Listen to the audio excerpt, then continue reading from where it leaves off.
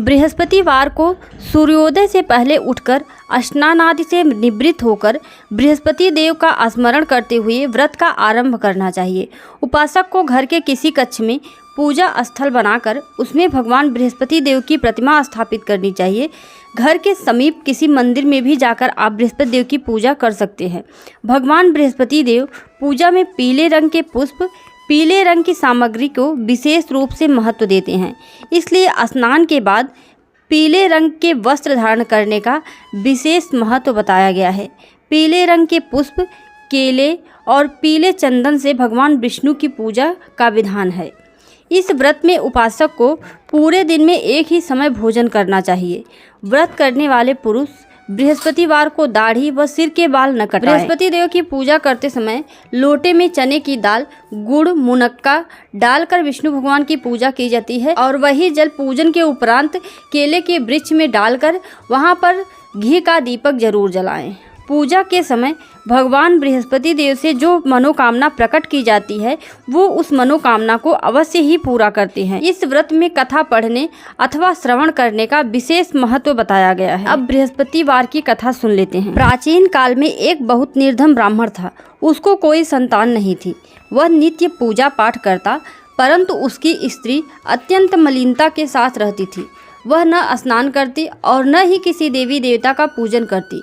प्रातःकाल उठते ही सर्वप्रथम भोजन करती थी, बाद में कोई अन्य काम करती थी। ब्राह्मण देवता बहुत दुखी रहते थे।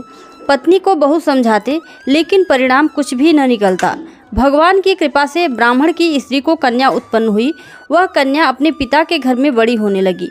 वह बालिका प्रातः स्नान करके भगवान विष्णु का जप करती। वह बचपन से ही बृहस्पतिवार का व्रत भी करने लगी। पूजा पाठ समाप्त कर स्कूल जाते समय अपनी मुट्ठी में जौ भर कर ले जाती और पाठशाला के मार्ग में डालती जाती। वही जौ स्वर्ण के हो जाते जिन्हें बीनकर वह घर ले आती। दौड़ते समय वही जौ स्वर्ण के हो जाते जिन्हें बीनकर वह घर ले आती। एक दिन वह बालिका सूप में जौ को साफ कर रही थी, तभी उसकी माँ ने देख लिया और कहा, हे बेटी, सोने के जौ को फटकने के वास्ते सोने का सूप भी होना चाहिए। दूसरे दिन गुरुवार था। इस कन्या ने व्रत रखा और बृहस्पति देव से प्रार्थना करके कहा, हे प्रभु, यदि मैंने सच्चे मन से आपकी पूजा की हो तो मुझे सोने का सूप दे दो।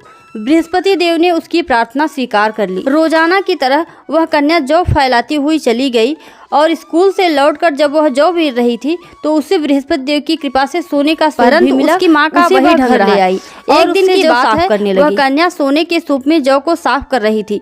उस समय उस नगर का राजकुमार वहां से होकर निकला। इस कन्या के रूप और कार्य को देखकर वह उस पर मोहित हो गया और राजमहल आकर भोजन तथा जल त्याग कर उदास होकर लेट गया। राजा को जब राजकुमार द्वारा अन्न जल त्यागने का समाचार ज्ञात हुआ तो अपने मंत्रियों के साथ वह अपने पुत्र के पास गए और बोले, हे पुत्र, तुम्हें किस बात का कष्ट है? किसी ने तुम्हारा अपमान किया है अथवा कोई और कारण है? मुझे बताओ, मैं वही करूँगा जिससे तुम प्रसन्न हो जाओ। राजकुमार ने अपने पिता की बातें सुनी तो वह बोला, मुझे आपकी कृपा से किसी प्रकार का कोई दुख नहीं है। किसी ने मेरा अपमान भी नहीं किया है, परंतु मैं उस कन्या के साथ विवाह करना चाहता हूँ जो सोने के सूप में सोने के जौ को साफ कर रही थी। यह सुन राजा आश्चर्य में पड़ गया और बोला, हे बेटा, इस तरह की कन्या का पता तुम ही लगाओ। मैं तुम्हारा विवाह उसके साथ अवश्य ही करवा दूंगा। राजकुमार ने राजा को उस लड़की के घर का पता बताया। मंत्री उस लड़की के घर गया और राजा का आदेश ब्राह्मण को सुनाया। कुछ ही दिन बाद ब्राह्मण की कन्या का विवाह राजकुमार के साथ संपन्न हो गया। कन्या के घर से जाते ही उस ब्राह्मण देवता के घर में पहले की ही भांति गरीबी का निवास हो गया। अब भोजन के लिए अन्न भी बड़ी मुश्किल से मिलता था। एक दिन दुखी होकर ब्राह्मण अपनी पुत्री से मिलने गया। बेटी ने पिता की दुख की अवस्था को देखा और अपनी माँ का समाचार पूछा। ब्राह्मण ने सभी हाल कहा। कन्या ने बहुत सा धन देकर अपने पिता को विदा कर दिया। इस तरह ब्राह्मण का कुछ समय सुखपूर्वक व्यतीत हुआ, लेकिन कुछ ही दिन बाद फिर वही हाल हो गया। फिर ब्राह्मण अपनी कन्या के यहाँ गया और सभी हाल कहा तो पुत्री बोली, हे पिताजी, आप माताजी को यहाँ लिवा लाओ, मैं उन्हें वह विधि बता दूंगी जिससे गरीबी दूर हो जाए। ब्राह्मण देवता अपनी स्त्री को साथ लेकर अपनी पुत्री के पास राजमहल में पहुँचे तो पुत्री अपनी माँ को समझाने लगी, हे माँ, तुम प्रातः काल उठकर सर्वप्रथम स्नान आदि करके विष्णु भगवान का पूजन करो, सब दरिद्रता दूर हो जाएगी। परंतु उसकी माँ ने उसकी एक न मानी। वह प्रातः काल उठकर अपनी पुत्री का बचा जूठन खा लेती थी। एक दिन उसकी पुत्री को बहुत गुस्सा आया। उसने एक रात कोठरी से सारा सामान निकाल दिया और उसमें अपनी माँ को बंद कर दिया। प्रातः उसमें से निकाला, स्नान आदि करा के पूजा पाठ करवाया। फलतः माँ की बुद्धि शुद्ध हो गई। इसके बाद से वह नियम से पूजा पाठ करती और प्रत्येक बृहस्पतिवार को व्रत रखने लगी। इस व्रत के प्रभाव से उसकी माँ भी बहुत धनवान हो गई और बृहस्पति देवता के प्रभाव से स्वर्ग को गई।